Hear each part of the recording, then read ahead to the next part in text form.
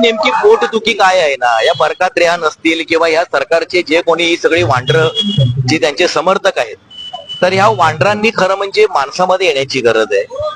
माणसामध्ये न आलेली ही जी वांढरं आहेत ती या बीजेपीची RSSची समर्थक आहेत आणि त्यांना शिक्षण, वांढरांना शिक्षण आरोग्य वगैरे काही लागत नाही, माणसांना लागतात. शिक्षण, आरोग्य, परिवहन, रोजगार हे माणसांचे प्रश्न आहेत, हे वांढरांचे प्रश्न नाहीयेत.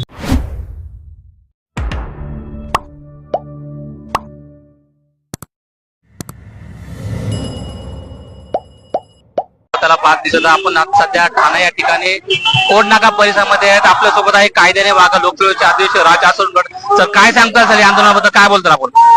हे जे आंदोलन आहे हे फक्त सोनम वांगचुक यांच्या आंदोलनाला समर्थन म्हणून फक्त वैयक्तिक आंदोलन नाहीये, हे देश पातळीवरचं आंदोलन आहे. सोनम वांगचुक यांची सुद्धा जी भूमिका आहे ती शिक्षणाच्या भवितव्यासाठीची भूमिका आहे. या देशातली एज्युकेशन सिस्टमलाच एज्युकेटेड करायची गरज आहे असं सोनम वांगचुक यांचं म्हणणं आहे.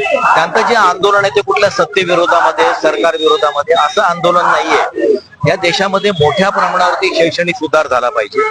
पेपर फुटी का एका दुसरं प्रकरण नाही घडत आहे. एक मोठी आपण शृंखला बघितली, एक मोठी साखळी आणि तुम्ही मध्य प्रदेशामधलं व्यापम प्रकरण जर बघितलं, व्यापम, तर त्याच्यामध्ये लोकांच्या हत्या झालेल्या आहेत. परंतु सरकार जे आहे ते या सगळ्या घोटाळ्यांच्या मागे जे आरोपी आहेत त्यांना पाठबळ देणारं, किंबहुना त्यांच्यातलंच घेऊन असं सरकार भारतामध्ये आणि वेगवेगळ्या राज्यांमध्ये आहे. हे गुन्हेगारी मानसिकतेचं सरकार आहे. गुन्हेगारांना, भ्रष्टाचारांना, माफियांना अभय देणारं सरकार आहे आणि पेपर फुटीच्या मागे सुद्धा जे आरोपी आहेत त्यांना हे अभय देणारं सरकार आहे. आणि म्हणून देश पातळीवरती एवढ्या मोठ्या आंदोलनाची गरज आज देशाला भासली. आणि सोनम वांगचुक यांच्याशी खरं म्हणजे केंद्र सरकारने चर्चा करायला पाहिजे. लोकशाहीमध्ये कुठल्याही सरकारचं हे चर्चा न करता डायरेक्ट त्यांना उचलून नेलं. या सरकारचा चर्चेवरती विश्वास नाहीये, कारण त्यांच्याकडे बोलण्यासारखं काही नाहीये, त्यांच्याकडे सांगण्यासारखं काही नाहीये. आपण बघितलं की अभिजित दिपके यांच्यावरती शाई फेकणारी जी महिला आहे तिचं नाव आहे बरकात रेहान. ही जी महिला आहे, ही महिला कुलदीप सेंगर हा उत्तर प्रदेशामधला बलात्काराचा आरोपी, त्याच्या सपोर्ट मध्ये जिने आंदोलन केलं ती बरकात रेहान, जी दिपकेवरती शाई फेकते आणि आंदोलनात प्रश्न उपस्थित करते. तिचे प्रश्न काय असतात? हे दलितांचं आंदोलन आहे, तिथे जय भीमच्या घोषणा दिल्या जात आहेत. अरे तुम्ही म्हणजे बाबासाहेबांचा फोटो वारंवार आणि जय भीमच्या घोषणा त्या ठिकाणी दिल्या गेल्या. नेमकी पोटदुखी काय आहे ना, या बरकात रेहान असतील किंवा या सरकारचे जे कोणी सगळी वांढर जे त्यांचे समर्थक आहेत, तर ह्या वांढरांनी खरं म्हणजे माणसामध्ये येण्याची गरज आहे. माणसामध्ये न आलेली ही जी वांढरं आहेत ती या बीजेपीची RSSची समर्थक आहेत आणि त्यांना शिक्षण, वांढरांना शिक्षण, आरोग्य वगैरे काही लागत नाही, माणसांना लागतात. शिक्षण, आरोग्य, परिवहन, रोजगार हे माणसांचे प्रश्न आहेत, हे वांढरांचे प्रश्न नाहीयेत. त्यामुळे ही वांढरं आपलं कुठे ना कुठेतरी काहीतरी धार्मिक, जातीय द्वेष घेऊन नाचत असतात.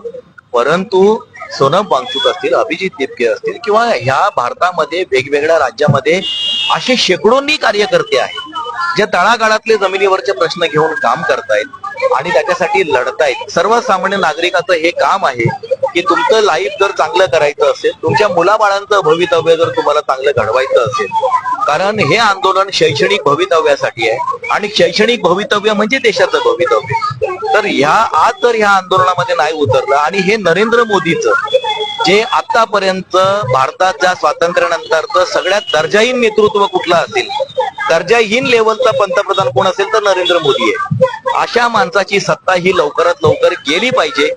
यासाठी नागरिकांनी आता स्वयंस्फूर्तीने आणि कुठल्या देशासाठी वगैरे काही नको करा. तुमची जी मुलं आहेत ना, त्या मुलांच्या भल्यासाठी, त्यांच्या शैक्षणिक भवितव्यासाठी लोकांनी आता रस्त्यावरती उतरलं पाहिजे. जिथे जिथे अशी आंदोलनं चालत असतील त्या ठिकाणी सहभागी झालं पाहिजे. मी एक सामाजिक कार्यकर्ता आहे, परंतु मी 2 मुलांचा बाप आहे. मला माझी मुलं शिकता आहेत, त्यांना उद्या त्यांच्या शिक्षणाचा, रोजगाराचा प्रश्न आहे. मला या देशामध्ये काही त्यातलं भवितव्य दिसत नाही, अंधार दिसतो. हे मोदी सरकार जर टिकून राहिलं तर माझ्या मुलांचं भवितव्य अंधकारमय असणार आहे आणि त्यामुळे माझ्यातला बाप जो आहे तो अशा ठिकाणी आंदोलनामध्ये खेचून आणत असतो, तो लढत असतो. अभिजित दिपकेने असा आरोप पण केला की त्या ठिकाणी 500-500 रुपये देऊन लोकांना बोलवलं गेलं आणि ते आंदोलन तोडण्याचा प्रयत्न करत आहेत. मुळामध्ये कसं माहितीये का, हे पैसे देऊन नगरसेवक खरेदी करणं, आमदार खरेदी करणं, खासदार खरेदी करणं, हे सगळं बीजेपीचे फंडे, हे RSS बीजेपीचे फंडे. त्यांच्याकडे वैचारिक दृष्ट्या कोणी माणसं जमा होत नाही आणि त्यामुळे त्यांना कुठल्या कुठल्या यंत्रणांच्या धमक्या देऊन, धाकधपटशा दाखवून, ब्लॅकमेल करून, वेगवेगळे खोटेनाटे आरोप करून, गुन्हे दाखल करून माणसं खेचून आपली ताकद वाढवणं हा त्यांचा फंड आहे. टिपके वगैरे सारख्या जमिनीवरच्या कार्यकर्त्याला हे करण्याची गरज नाही. आणि तिथे जी यंग जी सगळी जनरेशन आहे, तर ती यंग जनरेशन आपल्याला दिसतं की ती उत्स्फूर्तपणे आलेली आहे.